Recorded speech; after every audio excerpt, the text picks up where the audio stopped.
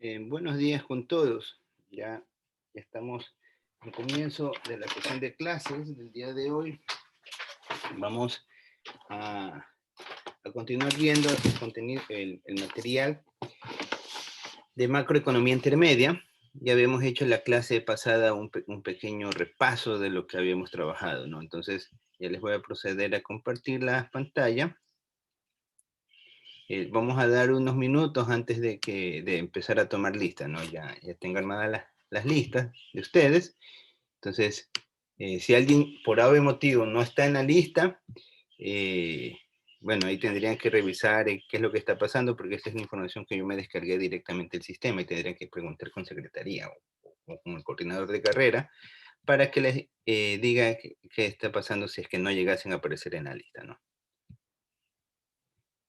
Entonces voy a dar unos minutos y voy a empezar con la clase. Bueno, entonces,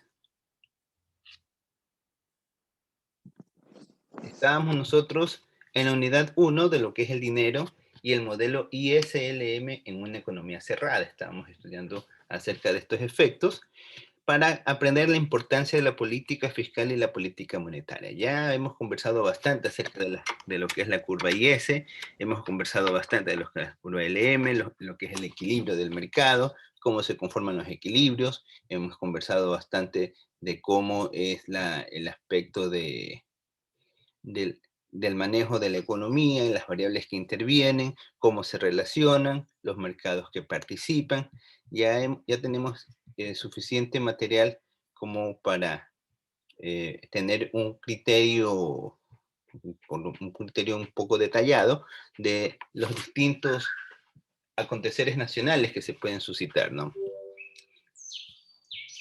Los temas, el efecto de la transmisión de la política monetaria, eso es ya el día de ayer hicimos la introducción y vimos algunos aspectos principales de lo que involucra la transmisión de la política monetaria. Ya hemos conversado también un poco acerca de ello. Recuerden que cuando hablamos de política monetaria, nosotros tenemos dos escenarios, el escenario de la política expansiva y el escenario de la política contractiva.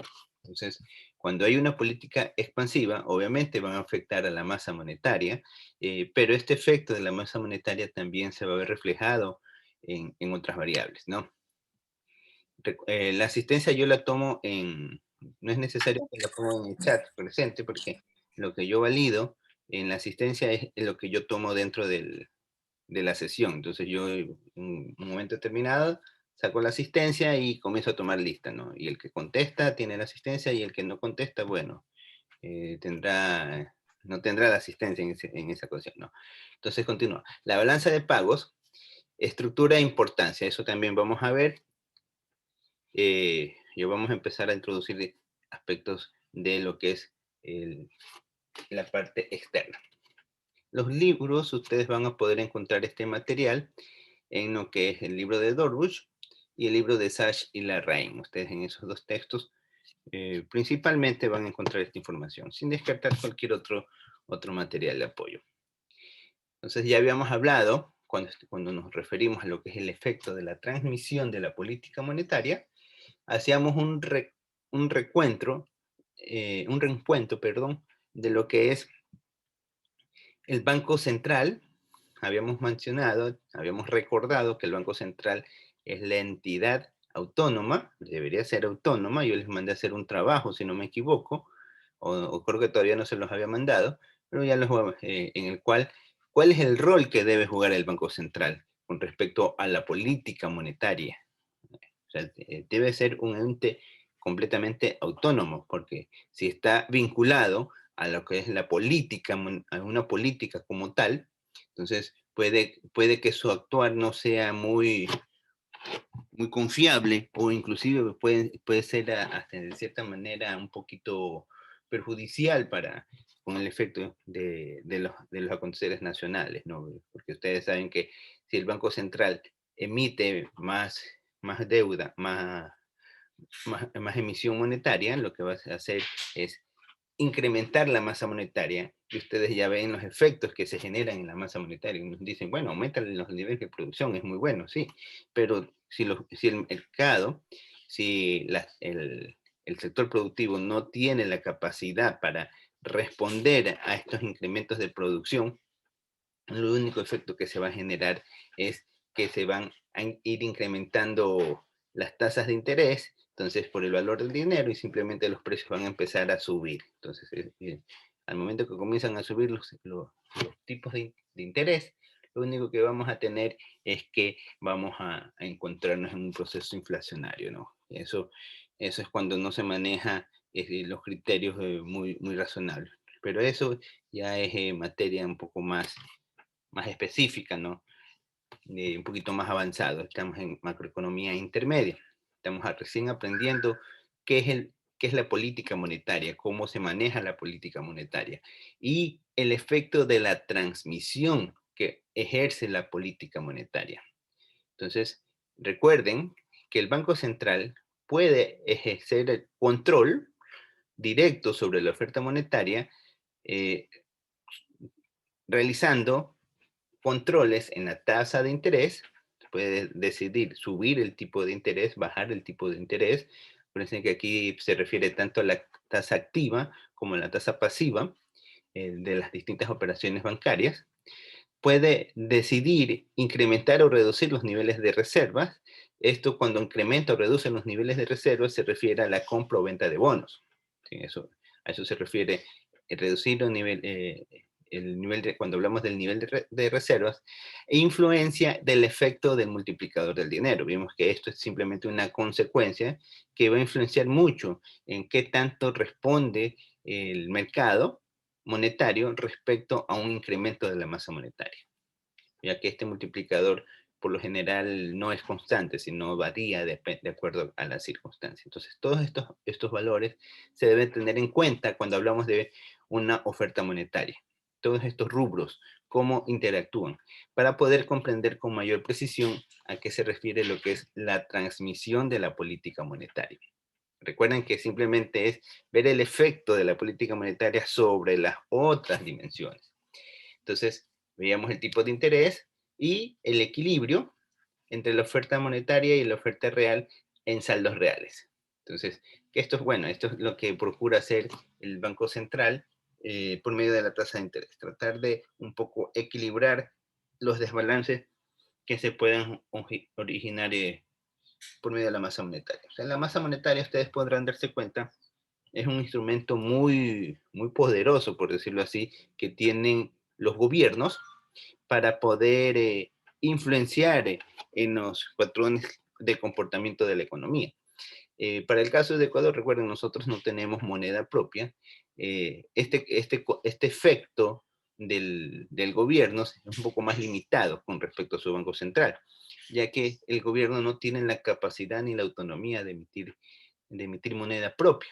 Y yo creo que hasta en cierta manera es un control muy bueno que obliga de alguna manera a que los gobiernos centrales piensen dos, tres veces antes de emitir mayor, antes de incrementar la masa monetaria. Entonces es como una especie de camisa de fuerza que tienen los gobiernos, de que te dice tú, de este escenario no te vas a poder mover con tanta facilidad. Podrás mantener control solamente con las tasas de intereses y con la emisión de bonos, pero no es lo mismo que hacer una emisión de dinero directa, ¿sí? Entonces, eso es lo que, en efecto, corresponde a lo que es la política monetaria, y tengan una referencia de lo que es la parte ecuatoriana.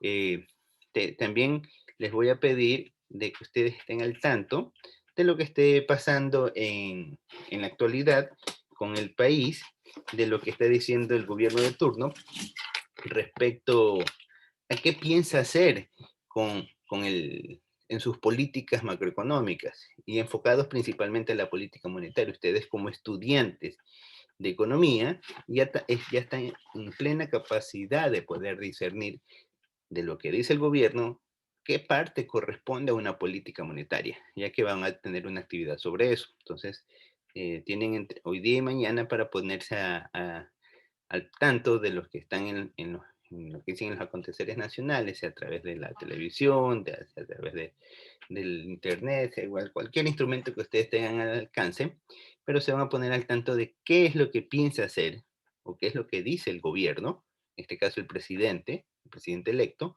qué es lo que dice que piensa hacer con respecto a la política monetaria.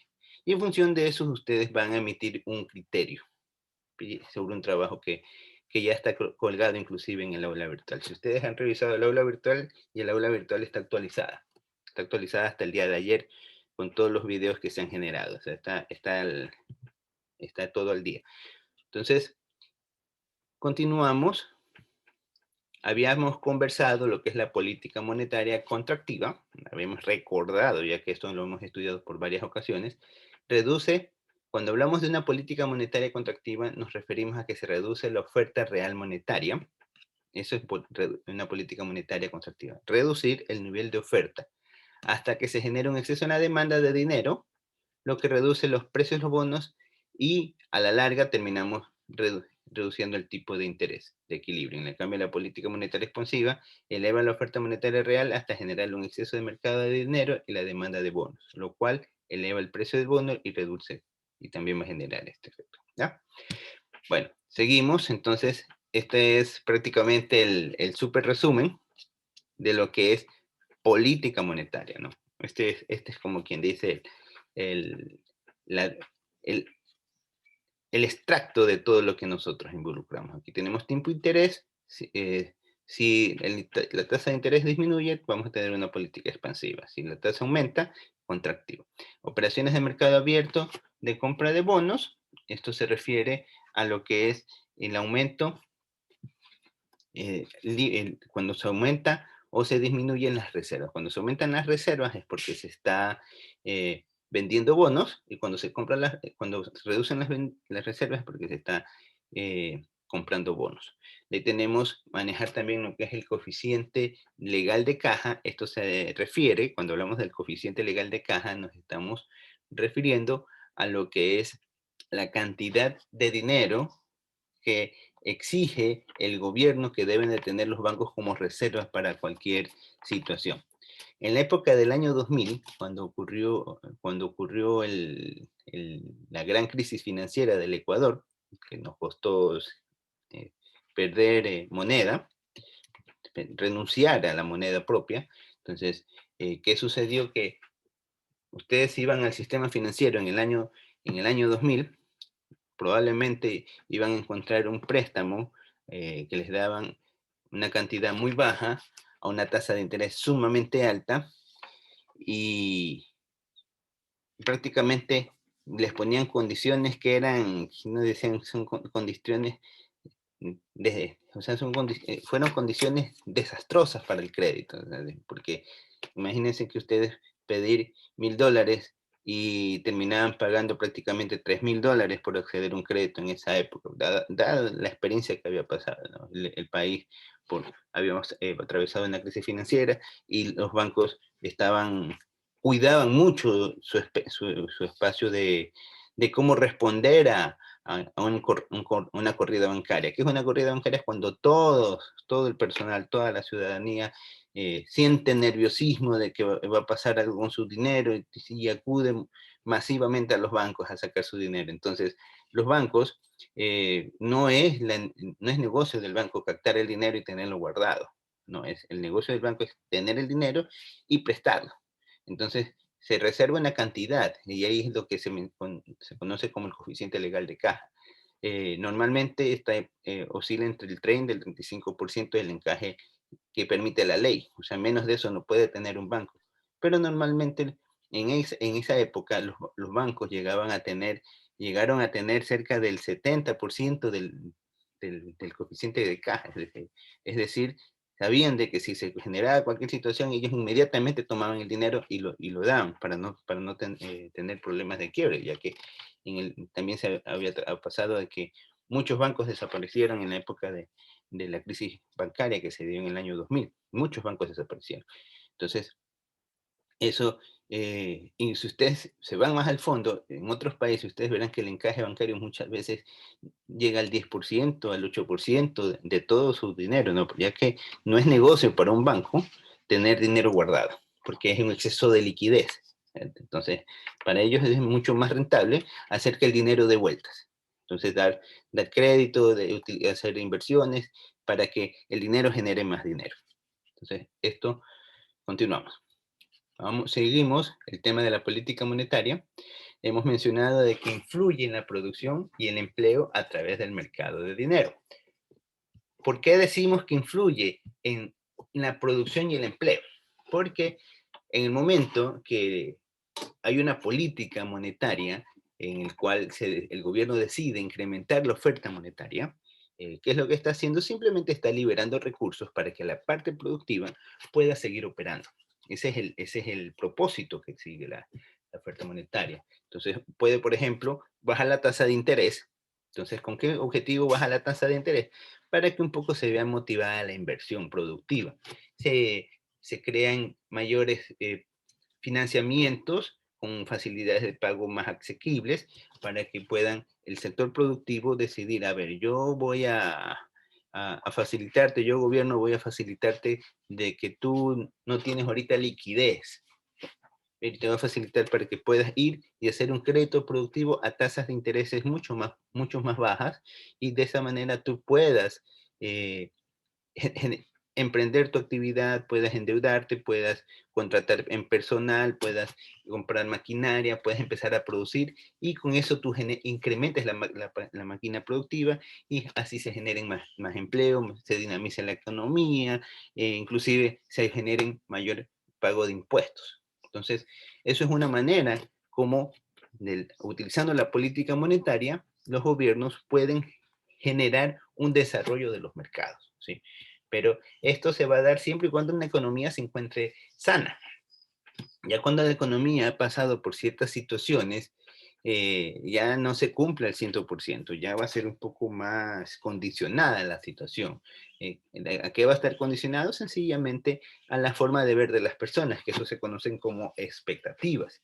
Ya el tema de las expectativas lo estudiaremos más adelante. ¿En qué consiste esto de las expectativas y qué tipo de expectativas y cuándo se generan estos conceptos de expectativas? Entonces, conversábamos, recordábamos en esta gráfica toda la relación que existe entre lo que es el mercado de activos y el mercado de bienes, que prácticamente todo depende del nivel de ingresos. El nivel de ingresos que uno tiene decide, a ver, de mis ingresos, ¿cuánto voy a ahorrar? Si voy a ahorrar, de repente me voy al mercado de activos para ahorrar, y si no, me voy al mercado de bienes para consumir. Entonces, obviamente uno cuando ahorra, uno donde por lo general pone el dinero que ahorra, lo pone en los bancos, por lo general. Recuerden que el término de poner el dinero en un chanchito y tenerlo en la casa, o tenerlo escondido ahí debajo de una piedrita, o debajo en algún hueco, o en el tejado, o en la pared, ahí algo escondido, eso no se llama ahorrar, porque el dinero a través del tiempo cambia su valor, ¿sí? Recuerden que ahí el tema del valor del dinero en el tiempo, entonces eso se llama atesorar. Ahorrar sería que gane un rendimiento. Eso, sí, eso se llama ahorrar en términos netamente financieros. Entonces, cuando hablamos de ingreso, entonces el ingreso, nosotros, por medio de este flujo, alimentamos a estos dos mercados. Entonces, cuando alimentamos a la parte de los activos financieros, lo que aquí va a influenciar mucho lo que es la política monetaria, y el efecto que tiene la política monetaria, obviamente, va a generar una reacción en la tasa de interés. O esta política monetaria también puede influenciar directamente a la tasa de interés. Entonces, esta tasa de interés obviamente va a definir el mercado de bienes con respecto a la demanda de producción. ¿Qué tanto se va a incrementar o reducir la demanda de producción? Y esto obviamente a través del mercado de bienes es que se va a generar lo que es las plazas de trabajo en mayor medida con respecto a los mercados. Acá también hay trabajo, pero es muy marginal. Acá es donde se genera, en la parte de los mercados de bienes, donde se genera la mayor fuerza productiva, porque ahí estamos analizando la demanda agregada como tal. Entonces, Y aquí vemos de que el mercado de bienes está relacionado directamente por la política fiscal y también está influenciado por la política monetaria.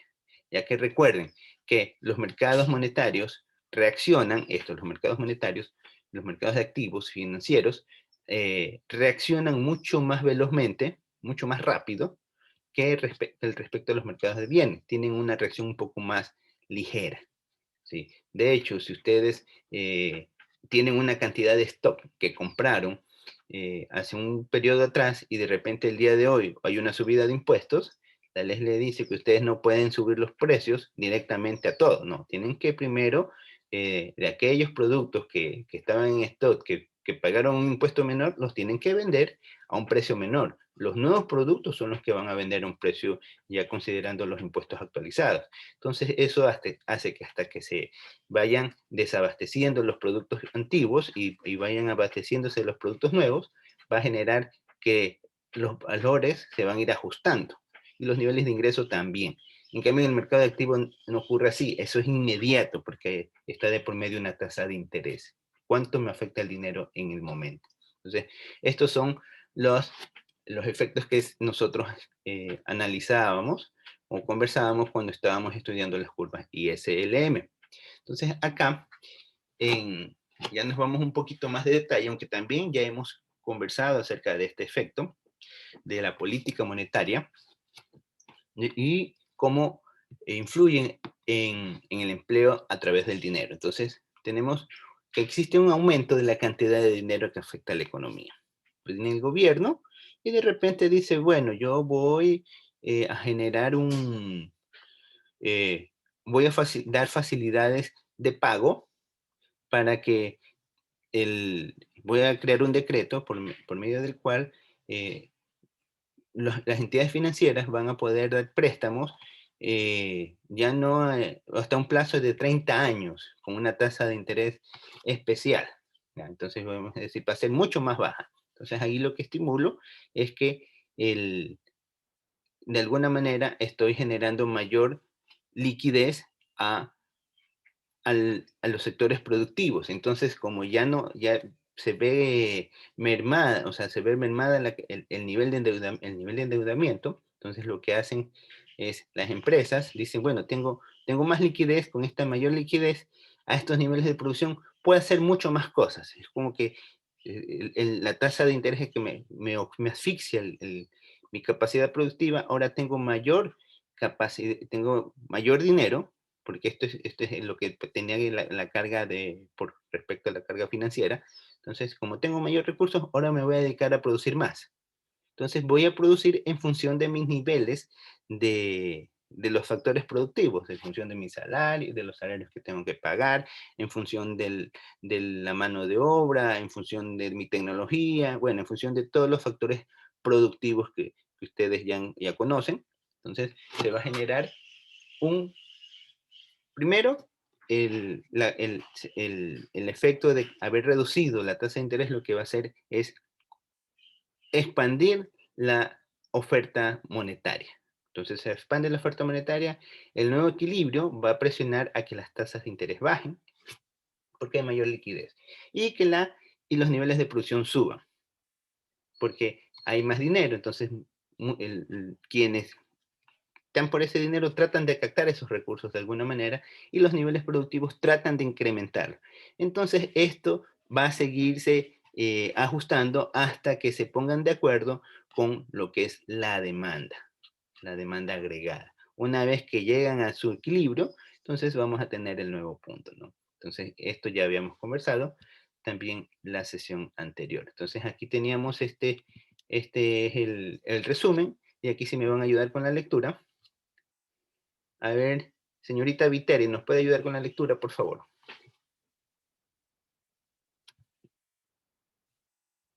Señorita Viteri. Señor Viteri. ¿Ah? Señor Viteri, pero póngale los nombres porque yo no sé, pues. A ver. Un aumento de la oferta monetaria produce una excesiva oferta de dinero al que las personas se ajustan comprando otros activos, con los que sus precios se elevan y disminuyen su rendimiento. E a E1, lo que es el equilibrio. El equilibrio 1, el mercado de dinero se vacía y se está dispuesto a tener mayor cantidad de dinero real, por lo que la tasa de interés baja significativamente y se produce una excesiva demanda de bienes, lo que produce una reducción de existencias. Ello incrementa la producción y se desplaza en sentido ascendente a lo largo de la curva LM, por lo que sube la tasa de interés debido al incremento de la producción que eleva la demanda de dinero. La tasa de interés se ajusta y sube a Prima. E', que es equilibrio Ya. prima. Listo, gracias. Lo que acabó de leer el compañero es básicamente ay, perdón, me equivoqué. Es este efecto, ¿no? Cuando pasamos del punto E al punto E1, ¿sí? Y pasamos a este punto. Es toda la transición, ¿sí? Toda la transición de llegar. No es que se produce este desplazamiento que va directamente hacia acá, no. En realidad lo que ocurre es que la tasa de interés, pasamos de un equilibrio inicial, el equilibrio cae, como que dice, se va al piso, y de ahí se va ajustando de acuerdo a los niveles de producción, hasta llegar al nuevo equilibrio. Eso es lo que hace referencia a cuando estamos hablando de la influencia de una política monetaria sobre la producción. A ver, ahora ayúdame con la lectura. Álvaro Prúas. Ayúdenos con la lectura, por favor.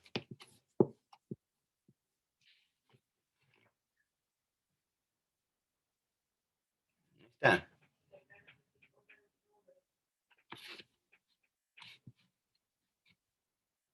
Entonces voy a poner aquí en la asistencia, Álvaro Prúas no está presente. Prúas, Álvaro José no tiene falta, la primera hora. Ya, a ver, vamos con otra persona, Gardenia Lisbeth. ¿Se encuentra Gardenia? Listo. Buenos El días, aumento, Gardenia. buenos días. El aumento de la cantidad de dinero primero hace que las tasas de interés bajen. Cuando la población ajusta su cartera financiera como resultado del descenso de las tasas de interés, se eleva la demanda agregada. Mecanismo de transmisión. Proceso por el que los cambios de la política monetaria afectan a la demanda agregada. Listo, gracias. Entonces, esto es básicamente lo que resume el efecto de que se conoce como el mecanismo de transición del mercado monetario. Cuando nos encontramos ante un aumento en la cantidad de dinero, lo que primero se hace es que las tasas de interés bajen, ¿sí? Esta es una relación que siempre va a existir. Aumenta la cantidad de dinero, la tasa de interés va a bajar. Cuando la población ajusta su cartera financiera, vamos a tener que el resultado de este ajuste de la cartera financiera va a dar como resultado o como consecuencia que la tasa de interés se reduce. O sea, estamos enfatizando lo que dice, lo que mencionábamos al comienzo. Y este efecto que tiene entre el dinero y la tasa de interés, o sea, aumenta la cantidad de dinero, bajan las tasas de interés, entonces la consecuencia en la demanda agregada es que esta se va a ver incrementada, ¿sí? Por eso es que lo he puesto entre comillas, para que tengan en cuenta eso. El mecanismo de transición, ya hablando en términos teóricos, no es nada más que un proceso por el que los cambios de la política monetaria afectan a la demanda agregada. Eso se conoce como el efecto de transmisión. Cuando una política monetaria afecta a una demanda agregada. De repente ustedes preguntarán, ¿hay también efectos de transmisión de la política fiscal a la política monetaria? De hecho, sí los hay. Sí los hay. ¿Sí? Solamente que son mucho más tenues. En cambio, el efecto que se genera en el otro, en la parte monetaria es mucho más directa que en lo que se hace en la parte fiscal. Entonces, ahorita ya se me está acabando el tiempo antes de que se corte la sesión. Voy a tomar asistencia para que estén atentos, por favor, a la asistencia, ¿no? Les dije que les iba a tomar asistencia en cualquier momento de la de la clase.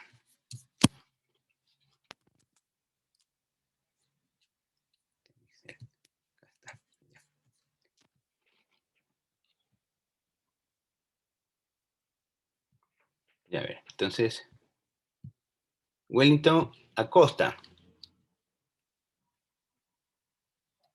¿Ah? Stephanie Arteaga. ¿Ah? Verónica Auchay. Buenos días, presente. Buenos días. Kenneth Becerra. Buen día, economista. Buenos Presente. días. John Bravo. Buenos días, economista. Presente. Buenos días. Leonardo Castro. Presente, buenos días. Buenos días. Kevin Cedillo.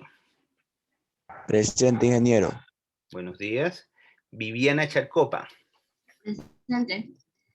Buenos días. María Contreras. Buenos días, presente. Buenos días. Yael Escalante. Yael. Fernando Falconi. ¿Dónde está Fernando? Charles Gia. Buenos días, presente, economista. Buenos días. Damaris Gonzabay. Presente, buenos días. Buenos días. Génesis González.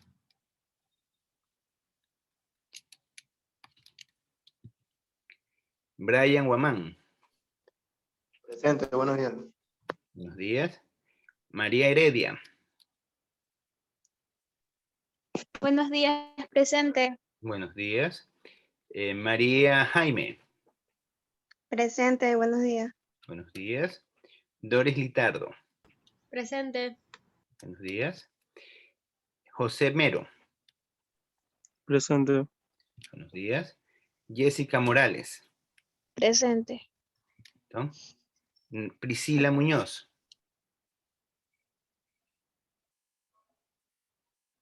Priscila Muñoz. Álvaro Plúas.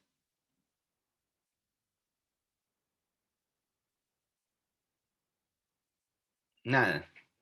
Miren que le di la oportunidad de rectificarse. No está Álvaro. Profe, Dígame. Falconi, es que no podía prender el micrófono. Usted es Fernando. Sí, Ya. disculpe. Ya le puse. Gardenia Rodas. Presente. Buenos días. Brian Rodríguez. Presente, economista. Buenos días. Kevin Sánchez. Presente, buenos días, economista. Buenos días. Zuli Torres. Zuli.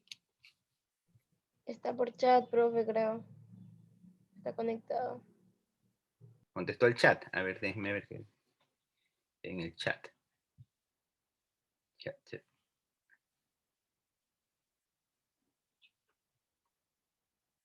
No lo veo. Bueno. Eric Valverde. Presente, profe. Buenos días. Buenos días. María Vargas. Ahí recién se conectó. María Vargas. María Fernanda. Y Abraham Vitelli. Presente, economista, buenos días. Es Abraham, pero ponga sus dos su nombre porque no me puedo confundir. Ya, me imagino que todos están en la lista, ¿no? ¿Alguien que no ha sido nombrado? Todos están en la lista, ¿no? Ya. Entonces, déjeme guardar esto. Vivo, guardar. Ya. Se va a la lista. Profe, ahí se conectó Zuli. Ah, ya. De ahí que me escriba por interno para después actualizar. Entonces, continuamos. Estábamos trabajando acerca de lo que son los mecanismos de transmisión. Entonces, dentro de los mecanismos de transmisión, básicamente, lo que estudia el mecanismo de transmisión es cuando la variación de la oferta monetaria real ocurre, ya sea por una política expansiva o contractiva, entonces inmediatamente se van a ajustar las carteras. ¿A qué se refieren las carteras? No a los bolsos que tienen las señoritas, sino a las carteras de crédito, a las carteras de financiamiento, a las carteras de inversiones que tienen los que manejan la oferta monetaria, o sea, la oferta monetaria como tal, o sea, las empresas, los grandes empresarios. De ahí estos lo que van a hacer inmediatamente, van a ajustar sus niveles de gastos. Van a ajustarlos en función de ¿qué? Del costo del dinero en aquel momento, ¿no? Ya que hay mayor cantidad de dinero y la tasa de interés va a comenzar a bajar. Entonces, este mayor incremento lo que va a estimular es la producción. ¿Sí? Entonces, como se estimula la producción, entonces vamos a tener de que de alguna manera se va a generar más trabajo y se va a generar más ingresos, entonces eso va a generar que los niveles productivos se incrementen. Entonces, esto es en un súper resumen de lo que involucra o analizan los mecanismos de producción. Profe, ¿puede repetir esa parte de la variación, del ajuste de las carteras? Disculpe. El segundo. No, Ya, ¿a qué se refiere el ajuste de las carteras? exacto. Cuando hablamos de carteras... Economista, perdón, buenos días. Buenos días. Le saluda Torres. Ajá. Presentes. Yo estuve conectada desde la mañana, pero me quedé sin megas. Ya no se preocupe. Ya, me hace acuerdo, y ahorita ya pasé la toma de la lista, me hace acuerdo, me pasa un mensaje por WhatsApp y yo lo tengo presente. ¿Ya? Sí, sino que como lo veo ahorita que está en el Excel, por eso le indiqué ahorita. Ya, gracias. Ya listo, no se preocupe, Sol. Ya, entonces, estábamos mencionando la inquietud que tenía Eric, que era ¿a qué se refiere ajuste de las carteras? Cuando nos referimos a ajustes de la cartera, nos referimos, por ejemplo, las empresas tienen lo que es su cartera de inversiones. En la cartera de inversiones tienen un conjunto de recursos que ellos generan, ¿sí? Este conjunto de recursos, lo único que va a hacer es decir, bueno, yo tengo en acciones $100,000, ahorita me conviene producir, me resulta mejor dedicarme a producir, de estos 100,000 voy a transformar 20,000. Entonces voy a liberar recursos de mi cartera de inversiones. Cuando me refiero al sistema financiero, bueno, yo tengo mi cartera de crédito, entonces la cartera de crédito, yo ahorita puedo dar crédito ya no al 8%, ahora voy a dar al 6%, entonces voy a ampliar mi cartera de crédito, tengo más liquidez, muevo a todo mi equipo de proveedores de crédito para que incrementen los créditos. A eso se refiere con lo que es la cartera de crédito. ¿Sí? ¿Quedó claro, Eric? Sí, profe, muchas gracias. Ya, perfecto. Entonces, esto es lo que nosotros vamos a cubrir hasta lo que es el mecanismo de transmisión, y de ahí vamos a tener una pequeña tarea. Esta tarea corresponde a aquí.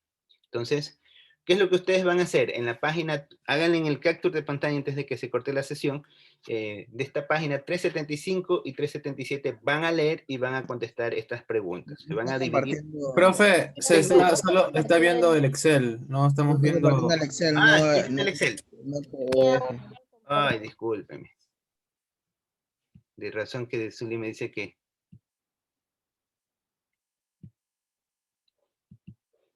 Ay, discúlpeme, yo estaba hablando con el Excel puesto. ¿Qué hora es de clase? Ya estamos pasaditos del tiempo. Bueno, con todo, van a tener de tarea lean nomás, no van a hacer el ejercicio. Se van a dividir ustedes en 3 grupos, ¿sí? En 3 grupos, y en estos 3 grupos ustedes van a trabajar, o sea, simplemente van a leer